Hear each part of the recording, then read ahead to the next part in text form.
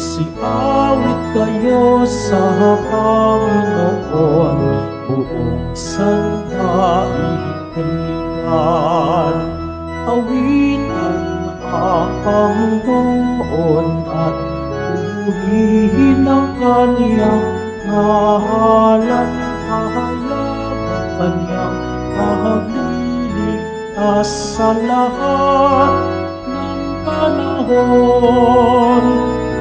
Magsiawit kayo sa Panginoon ng isang bagong awitin. Magsiawit kayo sa Panginoon, buong sandaigdigan. Sa ngalan ng Ama at ng Anak at ng Espiritu Santo. Amen. Sumainyo ang Panginoon. At sumaiyo rin. Mga kapatid, aminin po natin ang ating mga kasalanan upang marapat tayong gumanap sa banal na pagdiriwang.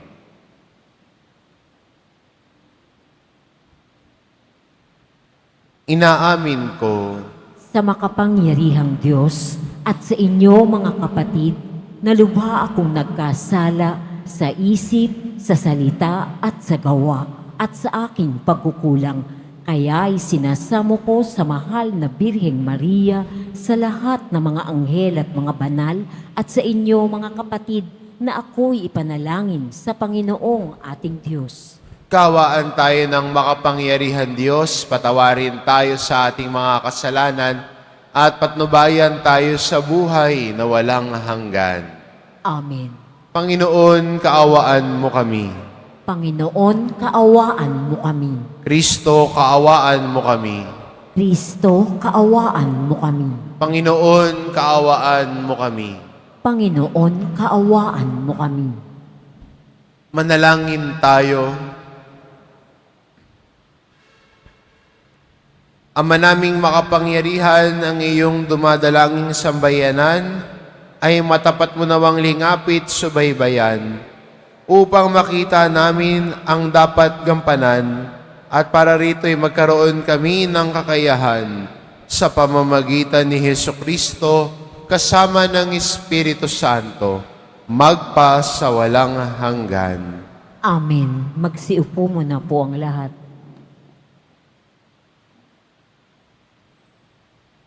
Pagbasa mula sa sulat sa mga Hebreo. Hindi sa mga anghel pinailalim ng Diyos ang sanlibutan na nooy kanyang lilikhain. Ang sanlibutang tinutukoy namin. Sa halip ay ganito ang patunay sa isang bahagi ng kasulatan. Ano ang tao upang siya inyong alalahanin? O ang anak ng tao upang iyong pangalagaan. Sandaling panahong siya'y pinababa mo kaysa mga anghel. Ngunit pinagkalooban mo siya ng kadakilaan at karangalang marapat sa isang hari at ipinailalim mo sa kanyang kapangyarihan ang lahat ng bagay. Nang ipailalim ng Diyos ang lahat ng bagay sa kapangyarihan ng tao, walang bagay na di ipinailalim sa Kanya. Sa kasalukuyan, hindi pa natin nakikitang napapailalim sa Kanyang kapangyarihan ang lahat ng bagay.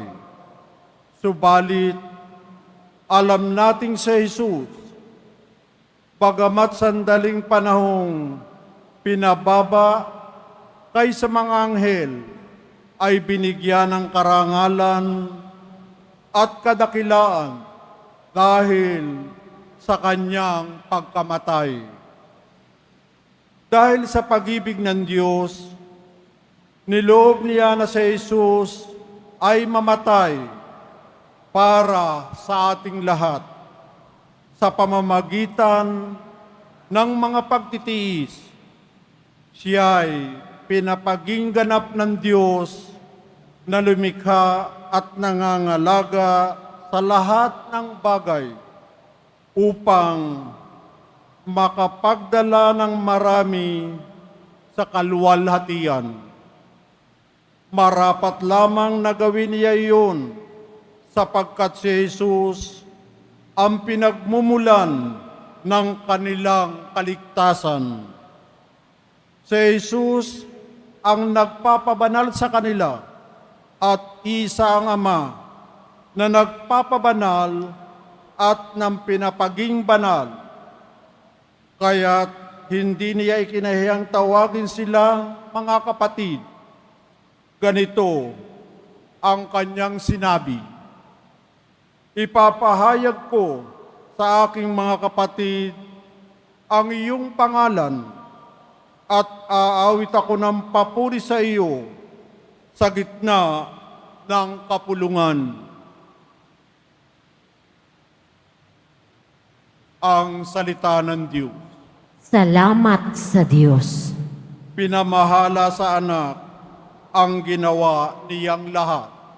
Pinamahala sa anak ang ginawa niyang lahat. Ikaw, O Poon, Panginoon namin, laganap sa lupa ang iyong luningning. Ano nga ang tao upang iyong alalahanin?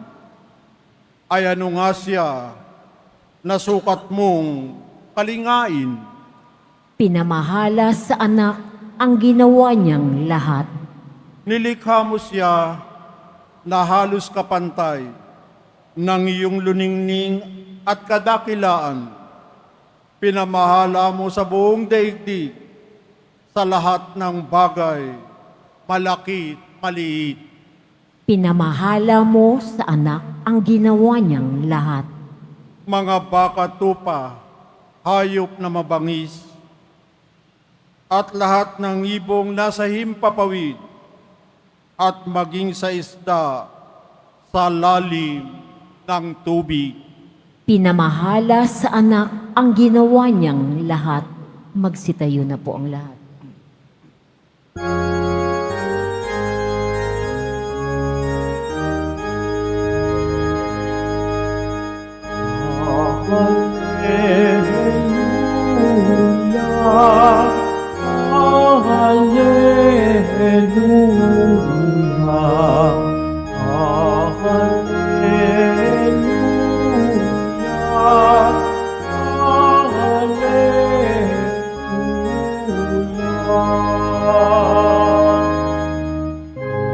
Tanggapin niyo ang salita na di sa tao nagmula, kundi sa Diyos na dakila. Hallelujah, hallelujah.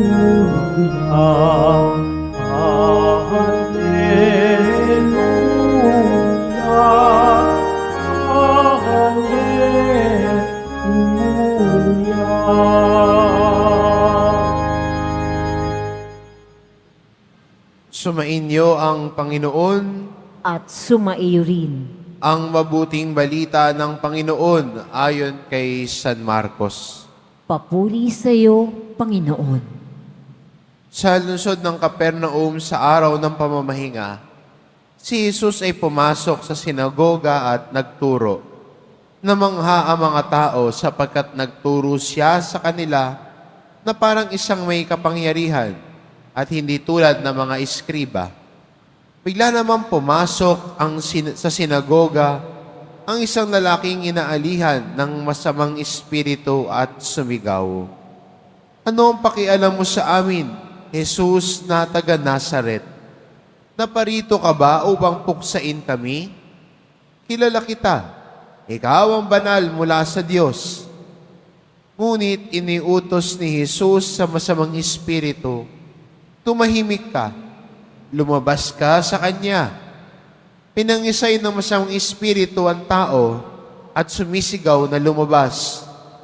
Nang gilalas ang lahat, kaya't sila'y nagtanungan, ano ito? Bagong aral? Nauutusan niya pati ang masamang espiritu at sinunod naman siya at mabilis na kumalat sa buong Galilea ang balita tungkol kay Jesus. Ang mabuting balita ng Panginoon. Pinupuri ka namin, Panginoong Heso Kristo. Magsiupo muna po ang lahat.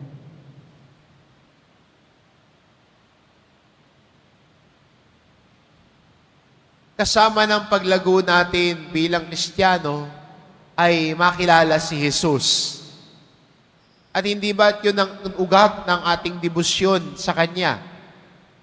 Hindi ba ang ugat ng ating debosyon sa mahal na pong Jesus Nazareno ay makilala si Jesus Nazareno mismo? Kaya sa ating ebanghelyo, nagtaka ang mga tao, ba't kaya siya magsalita? May dating, may kapangyarihan ang mga kanyang salita. May authority siyang pinapakita. At ang mga tao ay namangha. Pero mula sa pagkamangha, ito'y nagdala sa kanila sa pakikinig.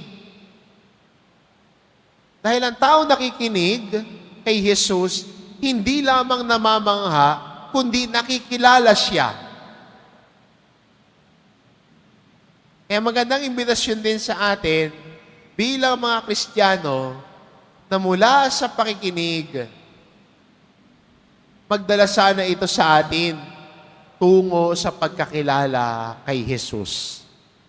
Kasi hindi mo naman masusundan si Jesus kung hindi mo siya nakikilala. Yung totoong pagsunod, ha? Hindi yung weather-weather lang na pagsunod. Yung totoong pagsunod kay Jesus ay nakaugat sa pagkakilala natin sa Kanya.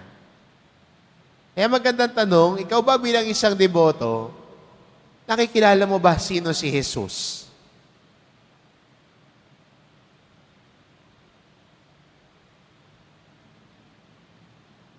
Sinusubukan mo ba siyang makilala?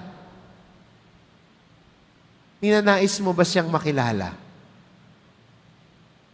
Kaya maganda sana sa paglago natin at paglalakbay natin sa pananampalataya na ang ating debosyon sa Kanya ay mas lumago, hindi dahil may nakuha tayo sa Kanya. Hindi dahil sinagot ni Jesus ang panalangin natin. Kundi narito tayo, lumalalim ang debosyon dahil minamahal natin siyang una. Dahil naramdaman natin ang pagmamahal niya sa atin, ang sukli natin ay pagmamahal sa Kanya. At dahil minamahal natin si Jesus, pinakikinggan natin si Jesus, kinikilala natin si Jesus. Ano yung Kanyang aral at turo? Ano yung mga sinasabi niya? Ano yung paalala niya sa atin bilang mga deboto? At yun ang susundan natin. Yun ang tutularan natin. Sana, panalangin ko, sana ang bukang bibig ng deboto ay kung itatanong siya bakit niya ginagawa ito, sana hindi niya sabihin lamang, kasi ito na yung nakasanayan ko eh. Sana hindi niya nasabihin, ito na kasi yung nakagawian ko eh. Ito na kasi yung tradisyon ko eh. Sana ang sabihin na niya sa paglago niya sa pananampalataya, kung siya'y tatanungin, bakit mo ginagawa ito? Sana ang isagot na niya, dahil minamahal ko si Jesus. Sana ang isagot na niya, dahil sinusundan ko si Jesus, kaya ako ginagawa ito. Hindi dahil nakasanayan, hindi dahil nakagawian. Kasi paano kung nagka-problema, iiwan mo na lang bigla. Pero kung pagmamahal at pagsunod ang ugat, kahit anuman ang pagsubok sa buhay, kakayanin, magpapatuloy dahil si Jesus ang nakilala. Kaya magandang hamon sa atin. Baka yung iba meron pang hangover ng fiesta. At siguro magandang balik-balikan din ito. Dahil sa ating pagdiriwang, tapos man ang traslasyon ng Poong Hesus Nazareno, nagtutuloy naman ang misyon. Na ang bunga ng pagpuprosesyon natin, ang bunga ng debosyon natin at panalangin, sana magdala sa atin sa misyon. Hindi ho natitigil. Tapos na ang deboto dahil nakabalik na ang Nazareno. Hindi ho. Nagsisimula ngayon ang panibagong misyon. Misyon na makilala si Jesus. Misyon na lumalim ang ating pananampalataya sa Kanya. Misyon na sana ang gawaing ito ay mas magkaroon ng kabuluhan at lalim. Dahil si Jesus ang nakilala natin. Si Jesus ang natagpuan natin. Si Jesus ang minamahal at sinusundan natin. Amen. Magsitayo na po ang lahat.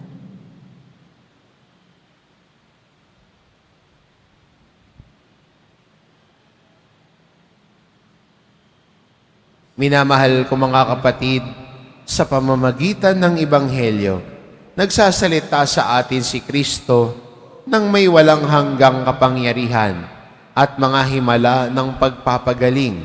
Sa pamamagitan niya, manalangin tayo ng may matibay na paniniwala. Ang ating itugon, Diyos na tunay na makapangyarihan, hipuin mo kami. Diyos na tunay na makapangyarihan, hipuin mo kami. Ang simbahan naway patuloy na ituro ang katotohanan ni Kristo at labanan ang mga kasamaan sa ating panahon. Manalangin tayo. Diyos na tunay na makapangyarihan, hipuin mo kami. Ang mga pinuno sa daigdig naway isulong ang kabutihan sa kani-kaniyang gobyerno at maging maalab sa pagbabaklas ng kasamaan sa lipunan na kanilang sinumpaang paglingkuran. Manalangin tayo.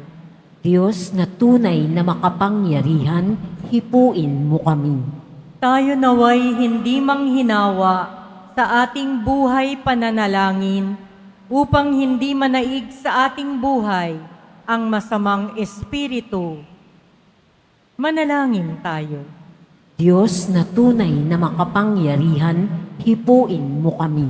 Ang mga may sakit naway maging malaya sa kanilang mga piskal at espiritual na paghihirap. Manalangin tayo.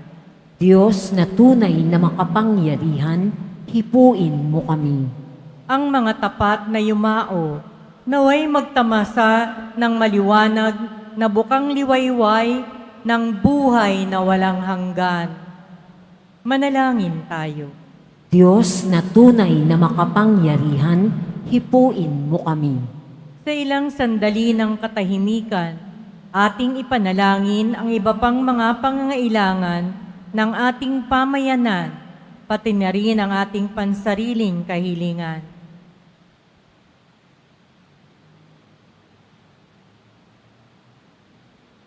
Manalangin tayo. Diyos na tunay na makapangyarihan, hipuin mo kami. Ama naming nasa langit, nagbubunyi kami sa yaman ng iyong pag-ibig sa amin.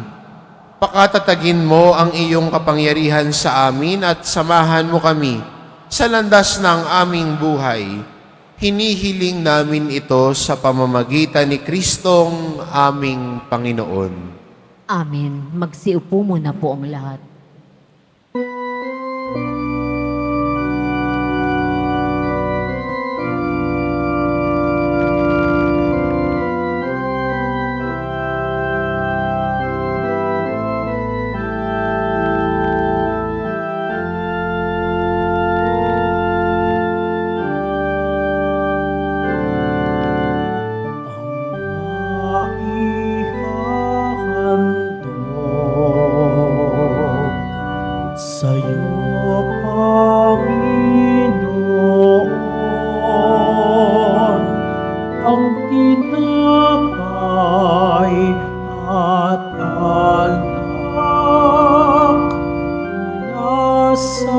aming kamay sa iyong kabutihan. Aming iaalay ang tinapay at alak sa gisag ng aming buhay.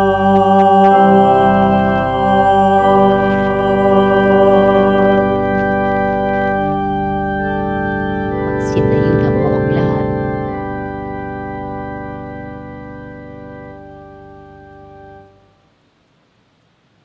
Manalangin kayo mga kapatid, upang ang paghahain natin ay kalugdan ng Diyos amang makapangyarihan. Tanggapin nawa ng Panginoon itong paghahain sa iyong mga kamay sa kapurihan niya at karangalan sa ating kapakinabangan at sa buong sambayanan niyang banal. Ama naming lumika, ang paghahaing ito ng iyong sambayanan ay iyong marapati ngayong paunlakan. Pakundangan dito, mapasa amin nawa ang iyong kabanalan at ang masugid naming pagdalangin ay iyong pagbigyan sa pamamagitan ni Hesukristo kasama ng Espiritu Santo, magpas sa walang hanggan. Amen. Sumainyo ang Panginoon. At sumaiyo rin. Itaas sa Diyos ang inyong puso at diwa. Itinaas na namin sa Panginoon. Pasalamatan natin ang Panginoong ating Diyos. Marapat na siya ay pasalamatan. Ama naming makapangyarihan, tunay ngang marapat na ikaw ay aming pasalamatan.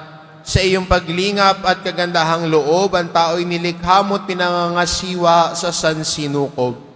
Sa hangad mong siya'y iwastong lubos, siya'y pinagdusa mo sa kanyang pagtalikod. Sa iyong paggiliw, iyong ipinahintulot na makabalik siya sa pamamagitan ni Kristo Jesus. Kaya kaisa ng mga anghel na nagsisiawit ng papuri sa iyo, nang walang humpay sa kalangitan, kami nagbubunyi sa iyong kadakilaan. Santo, Santo, Santo, Panginoong Diyos ng mga hukbo, napupuno ang langit at lupa ng kadakilaan mo o sana sa kaitaasan. Pinagpala ang naparirito sa ngalan ng Panginoon o sana sa kaitaasan.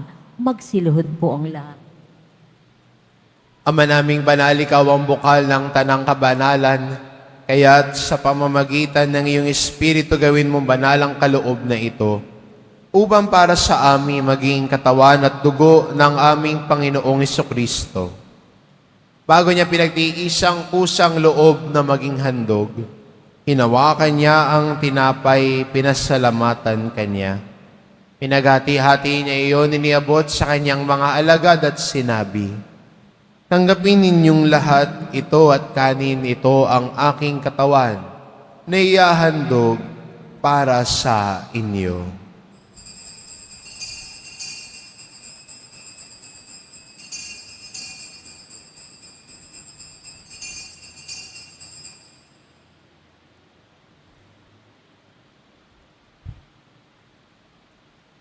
Kaya hindi naman na matapos ang hapunan, hinawakan niya ang kalis, muli kanyang pinasalamatan.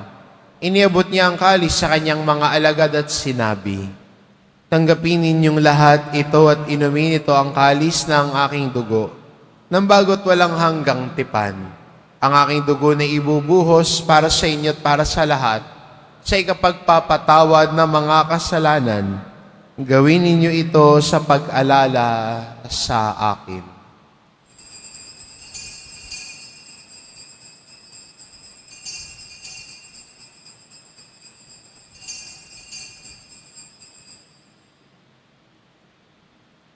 Magsitayo na po ang lahat.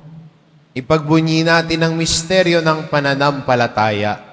Si Kristo'y namatay, si Kristo'y nabuhay, si Kristo'y babalik sa wakas ng panahon. Ama, ginagawa namin ngayon ang pag-alala sa pagkamatay at muling pagkabuhay ng iyong anak. Kaya't inaalay namin sa iyo ang tinapay na nagbibigay buhay at ang kalis na nagkakaloob ng kaligtasan. Kami nagpapasalamat dahil kami iyong minarapat na tumayo sa harap mo para maglingkod sa iyo. Isinasamo namin kaming magsasalo-salo sa katawan at dugo ni Kristo ay mabuklod sa pagkakaisa sa pamamagitan ng Espiritu Santo. Ama, lingapin mo ang iyong simbahang laganap sa buong daigdig. Puspusin mo kami sa pag-ibig, kaisa ni Francisco na aming Papa at ni Jose na aming Obispo at ng Tanang Kaparian. Alalahanin mo rin ang mga kapatid naming nahimlay na may pag-asang sila'y muling mabubuhay, gayon din ang lahat ng mga pumanaw.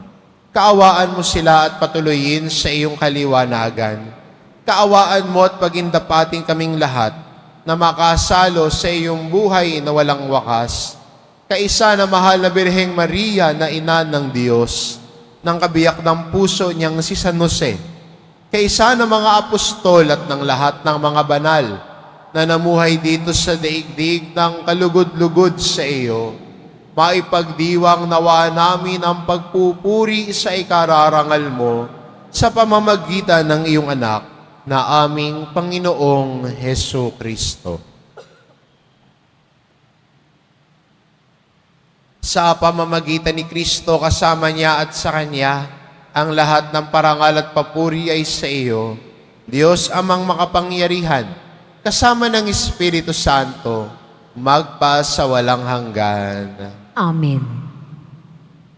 Sa tagubilin ng mga nakagagaling na utos at turo ni Jesus na Panginoon natin at Diyos, ipahayag po natin ng lakas loob.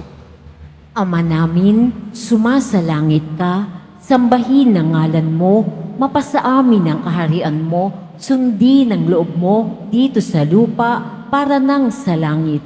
Bigyan mo kami ngayon ng aming kakanin sa araw-araw at patawarin mo kami sa aming mga sala para nang pagpapatawad namin sa nagkakasala sa amin. At huwag mo kaming ipahintulot sa tukso at iadya mo kami sa lahat ng masama. Hinihiling namin kami adya sa lahat ng masama pagkalooban ng kapayapaan araw-araw. Iligtas sa kasalanan at ilayo sa lahat ng kapahamakan. Samantalang aming pinananabikan ang dakilang araw ng pagpapahayag ng tagapagligtas naming si Hesu Kristo. Sapagkat iyo ang kaharian at ang kapangyarihan at ang kapurihan magpakailanman. Amen. Panginoong Kristo, sinabi mo sa iyong mga apostol, kapayapaan ang iniiwan ko sa inyo, ang aking kapayapaan ang ibinibigay ko sa inyo. Tungayan mo ang aming pananampalataya at huwag ang aming pagkakasala. Pagkalooban mo kami ng kapayapaan at pagkakaisa, ayon sa iyong kalooban, kasama ng Espiritu Santo, magpa sa walang hanggan. Amen. Ang kapayapaan ng Panginoon ay laging sumainyo. At sumaiyo rin. Magbigayan kayo ng kapayapaan sa isa't isa. Kordero ng Diyos na nag-aalis ng mga kasalanan ng sanlibutan, maawa ka sa amin. Kordero ng Diyos na nag-aalis ng mga kasalanan ng sanlibutan, maawa ka sa amin. Kordero ng Diyos na nag-aalis ng mga kasalanan ng sanlibutan, ipagkaloob mo sa amin ang kapayapaan. Magsiluhod po ang lahat. Itong kordero ng Diyos, ito nag-aalis ng kasalanan ng sanlibutan. Mapalad ang mga inaanyayahan sa kanyang piging. Panginoon, hindi ako karapat-dapat na magpatuloy sa iyo, ngunit sa isang salita mo lamang ay gagaling na ako.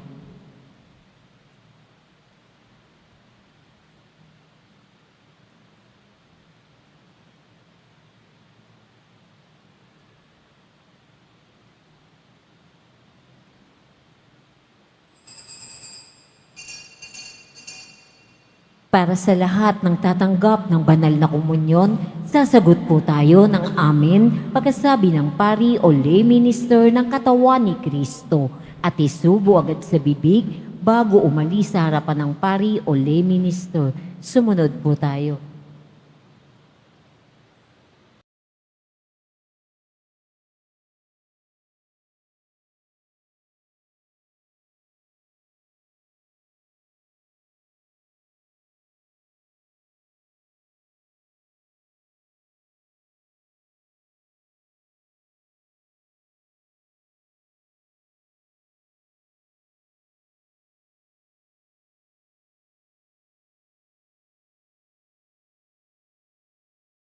Langin tayo. Ama naming mapagmahal, inihiling namin kami pagbigyan, pakundangan sa iyong dulot na pakikinabang. Ipagkaloob mong ikaw ay aming paglingkuran sa pamamagitan ni Hesukristo, kasama ng Espiritu Santo, magpa sa walang hanggan. Amen. Sumainyo ang Panginoon. At sumairi. Mahal na po ang Isus Nazareno, inihayag mo sa pamamagitan ng krus ang walang maliw na pag-ibig ng Diyos sa sangkatauhan. Pakinggan mo ang kahilingan, lalo na para sa mga nangangailangan ng iyong tulong at awa. Makamtanawa nila ang iyong kasagutan na may utang na loob na tinatanaw.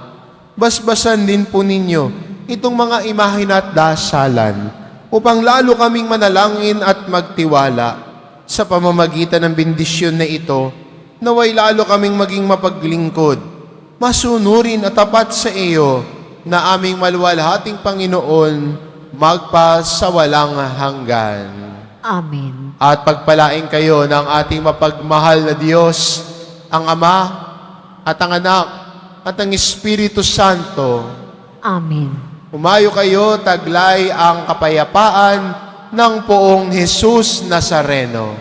Salamat sa Diyos.